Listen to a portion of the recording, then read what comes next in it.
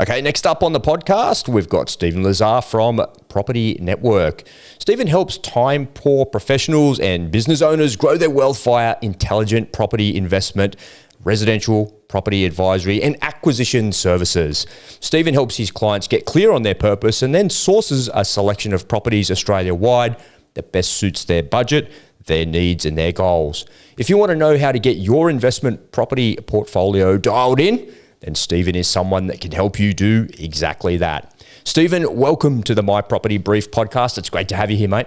Thank you very much. I appreciate that. And the introduction is pretty accurate. Excellent. Well, I'm looking forward to finding out a little bit more about what's happening in the world of buyers agents and property investing, because there's a whole bunch of scuttlebutt out there in the media around property markets going up, down, left, right. And you know what? I'm a little bit tired of mainstream media telling me what I should be feeling about property, when the reality is I talk to real estate agents out there and people like yourself in the investment circles, and things are tracking along really positively. I just did another podcast with a commercial real estate agent down in Victoria, and he said, despite all the lockdowns, in spite of COVID and all the things that have happened, the industry seems to be holding its ground pretty well. But before we get into any of that today, Steve, let's find out a little bit about you. What's your background in real estate and property investing? Tell us a little bit about that. Yeah, I'd love to share that with you. Rob, my background was financial planning. I did for 15 years. I worked mostly with AB net worth clients, but I found that the product that the financial planning industry were providing didn't suit my clients, and they weren't really getting anywhere with it. I've always invested in property myself, understand how the numbers work. So I gave up being a financial planner, but the last 16 years focused on using property as the preferred financial planning vehicle. So when I understand where you are at, my client today, where you want to get to by when, we'll help build that bridge to help get you there. We'll upskill you and educate you so that you can make an informed decision, and then provide you a selection of properties that best fit what you're after and the reasons why, supporting with backup information. So we're not buyer's agents, we're not estate agents. I'm a lot more sophisticated than that. I really want to know where you are at now, where you want to be. I want to understand what you don't know that you don't even know, so I can educate you about that to make an informed investment decision. Yeah, that's quite a big differentiating factor, and your background as a financial planner positions you nicely to understand what it is that people are trying to invest in. I know for myself and my partner over the years, when we've bought investment properties, the folks that we're dealing with are like, would you want to buy it or what? And they didn't really care about what it is that we wanted to do. But back in the day when we were doing that, gosh, I mean, when was that? Late 90s, early 2000s, that type of thing. I guess there was no advocacy services out there like what it is that you provide. So tell me how you're quite different, but I want to know some more about how you are different, because I know people that are into investing and want to get into property investing, they don't want to deal with a range of people, because in my experience and my partner's experience, it was transactional. So you seem more relationship based. Tell me about that. Tell me how that differentiates you from everybody else. Yeah. So I use all my training and skills in the financial planning arena on understanding you and what you really want. Because it's not about me, it's your money, your dollars. You want to land up living the life that you want and deserve for yourself. I have all the knowledge and understanding about how best to achieve that.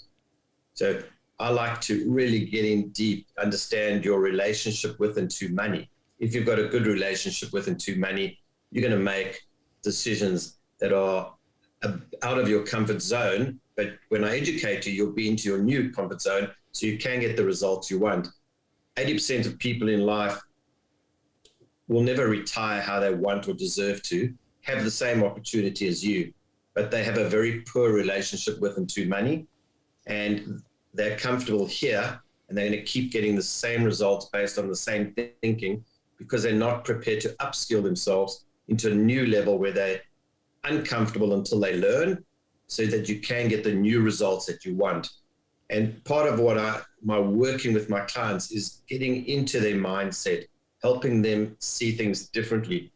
You mentioned when you buy an investment property, you go buy a car, you buy a bicycle, you buy a chocolate bar, and it's a consumable, it depreciates, it's gone.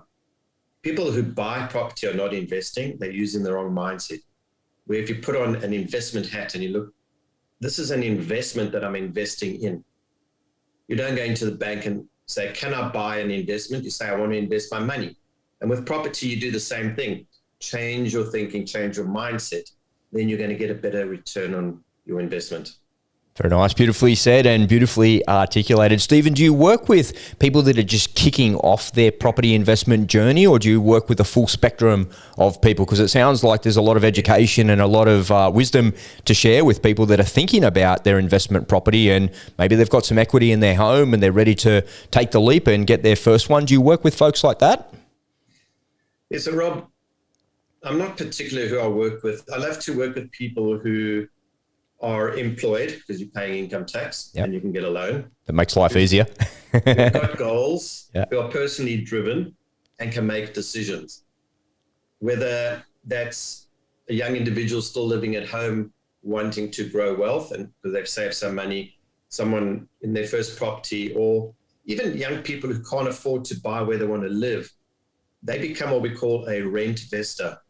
So you get into the market with an investment property whilst you're growing your wealth so that one day you can purchase what you want to live in. Because when you match the wrong investment or the wrong property into a budget, you're already starting on the back foot and it's going to cost you money.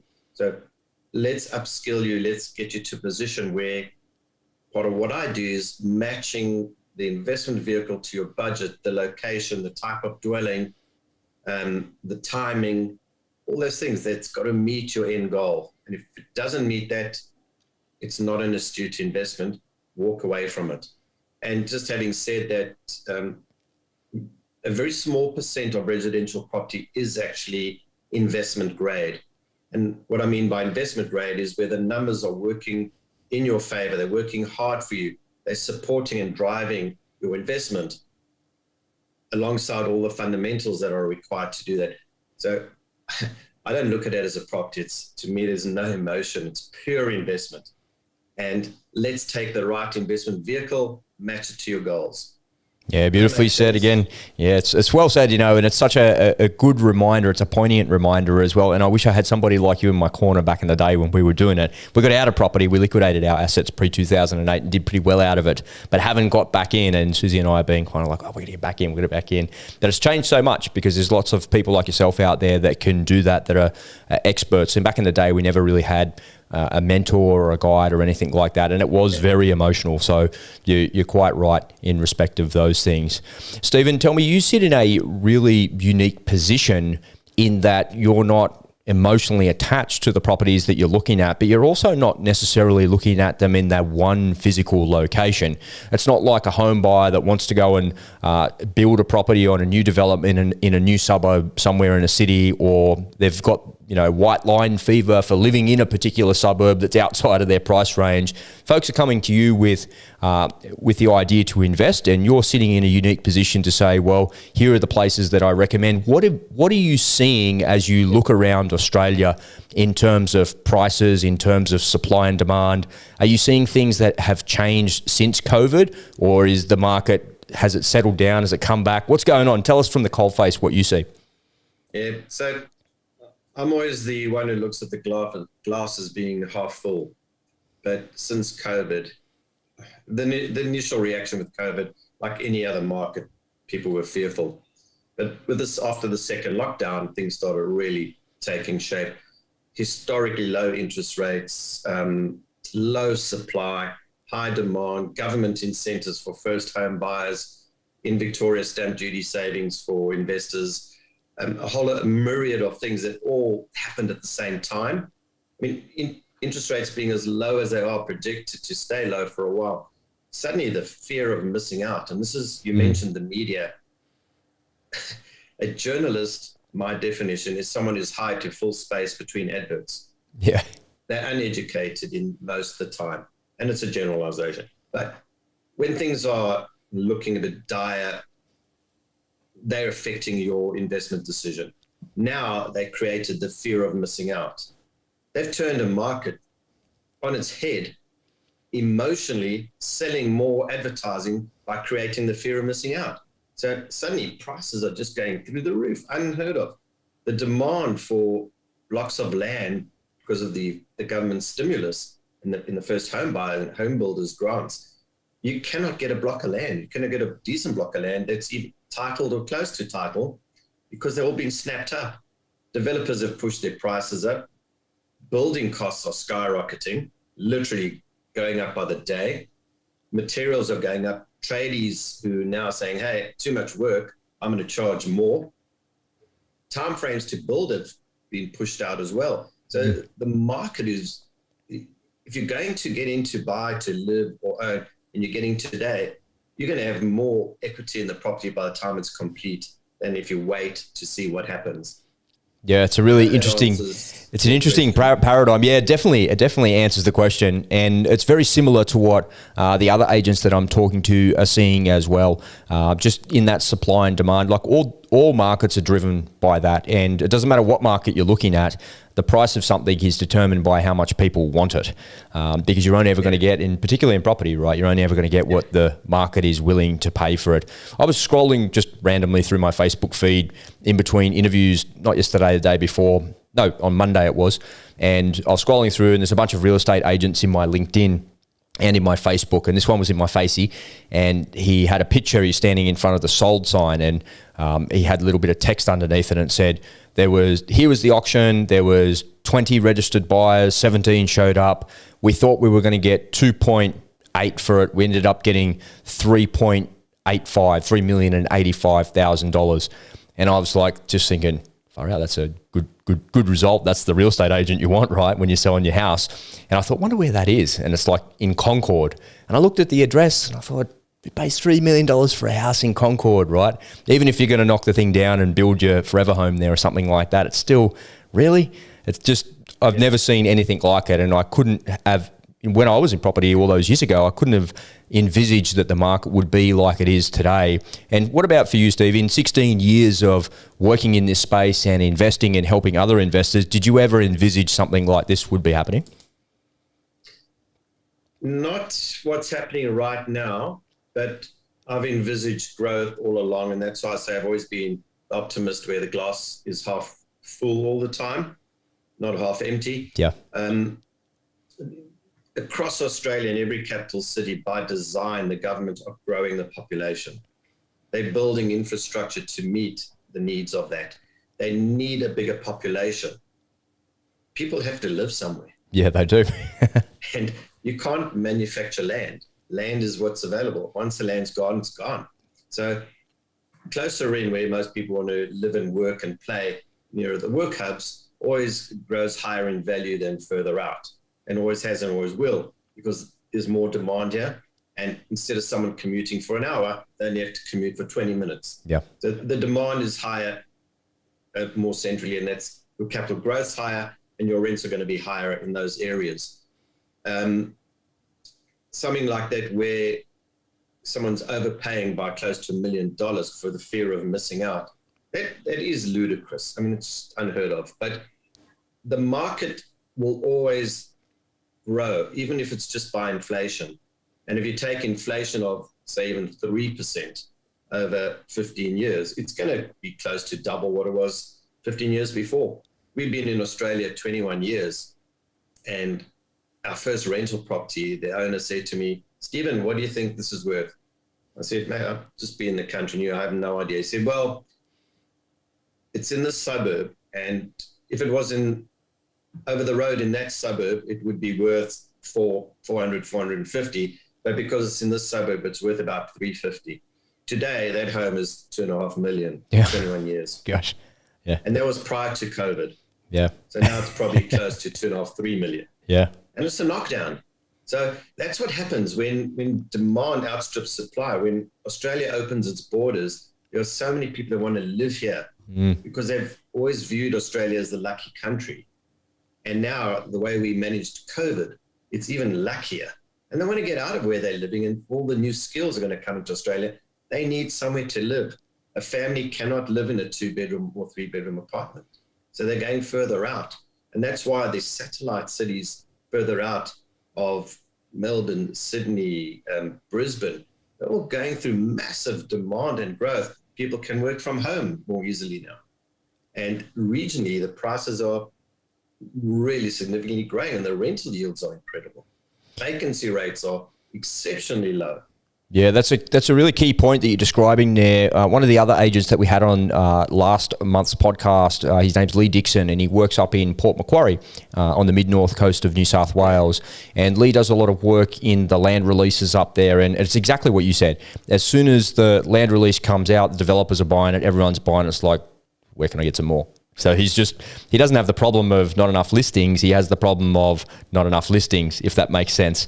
Like he's got them and there's plenty there, there's plenty of work, and there's just a hungry market there that's ready to go. And one of the really interesting things that he cited, again, it kind of dovetails into what you said as well, is that people are able to work remotely. And I went away and looked on Domain for a rental property in Port Macquarie because I thought, I wonder how much it costs to rent there. There's no rental properties there. So if you bought a block of land there and you built something there, you'd be able to rent that pretty easily because there's plenty of people looking to rent there, and there's an influx of new population going to those places. And Lee said the biggest deciding factor now has been related to COVID. And I thought that was a really interesting analysis because people would go, yeah, it's really nice, I'd love to live there, but what the hell am I going to do? There's no employment. But now with remote work and people being able to work remotely, that's become something of the new normal. People can have a CBD wage and still walk on the beach in Port Macquarie every day and live in a really nice house for a reasonable price. So it's a really interesting paradigm shift that's actually happening. And it kind of leads me into the next question that I've got. And I want to structure this interview a little bit around the investment side of things because that's what you're an expert in. Should I be investing in the area that I live in, or should I be casting the net a little bit wider, like to Port Macquarie or somewhere else? You're going to say it depends, doesn't it? I can see the tongue in cheek already. It depends, Rob. Well, depends is the wrong word. I laugh because let's go back to the 80-20. 80% of people will never retire or never retire how they need to. Of the 20%, the 80-20 of those people, 80% have to feel in touch. Yeah. And be close to the investment for some reason. For goodness sakes, it's an investment. And if you invest in an area, if you've got to invest where you live, it's going to be the wrong property. It's not going to be investment grade. There's a damn good chance. You think you know your suburb. That means you're investing with a mindset of scarcity, of fear, versus if you invest with knowledge and understanding, and then open yourself up to other areas. Your dollars that you're putting into where you live, what happens if they invested elsewhere and you get even a third higher return compounded over the years? You're going to land up with 2-3 more than investing where you live. Definitely. Just because you want to drive past and feel in touch. It's like, I use the very simple analogy with those kind of clients, and I say, I'm the bank manager and you got $100,000 you want to invest. And I say to you, I've got 2 investments for you. One, I'll put in a beautiful little gold box with a nice ribbon wrapped around it. It's going to look beautiful. We'll type beautifully. We'll put it in the front window so you and your wife can drive past and see it. And for the exact same risk, I'm going to put it in the safe. And in the front one, I'll give you 3% because you can see and feel in touch. And for the exact same risk, I'll put it in the safe. No packaging, no wrapping. You're never going to see it. And I'll give you 7%. Which investment would you take, Rob? Yeah, straight up the 7. Wow. Because I'm greedy and I want more. And I don't care where it is. What you're doing is you're just completely removing the emotion from it when you use an analogy like that. And it's quite right. My strategy, or my promise to my clients, firstly, is I'll save you time. I'll minimize the stress of making that decision. I'll help you make an informed decision so you'll make more money. And the emphasis is on making more money, making it easy for you to make more money. If you don't care where it is, when you invest close to home and you've only got, let's say, $600,000, you're going to land up getting the wrong investment vehicle for your 600K because your suburb probably the median price is 600K. But if we say, where in Australia will 600K work the best for you? The highest rental yields, the lowest vacancy rates, the best capital growth opportunities. then you're investing. That's an investment. Yeah, makes sense. Makes a lot of sense. What about when I say, because I come across this a fair bit, what if I want to build something? Should I build something, or should I buy an existing dwelling? Or does it just come down to the same things as what you're talking about? Because you seem to be coming back to the same point, right? Yeah. So firstly, if you're going to buy something existing, you're limited to what's available only. So you've got a smaller choice. You're bidding against people who are emotional, who want to live there. But when you actually look at the numbers over a 10-year period, an existing home, full stamp duties, you can't get away from that, which is a huge amount of money. It is. You're going to lose out on depreciation of all the internals straight away. So you're going to be paying more tax to the tax man. You're going to get lower rent because it's an older home, an older dwelling. When you take all the numbers, people just look at investment. If I say to people, what yield do you want? Well, I'll say 3% or 5%. I say, where does the yield come from? They'll say rent or growth. So I say, no, but what about all the other numbers? I say, what numbers? I say, depreciation, yeah. Tax, interest, all your outgoings and incoming. That's what drives and underpins your investment. So if you secure a second-hand property, even if it's a new second-hand, you lose out on a lot, full stamp duties. And you take that over 10 years, and if they're next door to each other with the same growth, you could have close to $400,000, $500,000 more in the new property that's more expensive than in a second-hand property. Without a question, you cannot. The numbers do not lie. Yeah, does that answer your question? Yeah, it definitely does. It definitely makes a lot of sense. And so what type of properties do you find make for successful investments, and like where? Do you base your decisions around demographics? Do you base it on what's in front of you, opportunities that you see? Because in some ways, what you do, you need to be like a market analyst and an advisor. There's so many hats that you're wearing there, not just doing the transaction. And I can see where you're coming from, how you do much more than just act as a buyer's agent or a real estate agent. You're not that at all. That's about relationships, and it's about education and about walking people all the way through that process. But is there something that is common to it in terms of what it is that makes a successful investment and what the locations are? I'm trying to just get a hot tip here, and I'm seeing if you're going to give me one. So I tell people that my weakness is that I care about everybody. I really do care. And I want you to make an informed decision. And I want you to match the investment to your goals and your objectives. And my other strength is I'm exceptionally passionate about property. So I love helping people and I love property.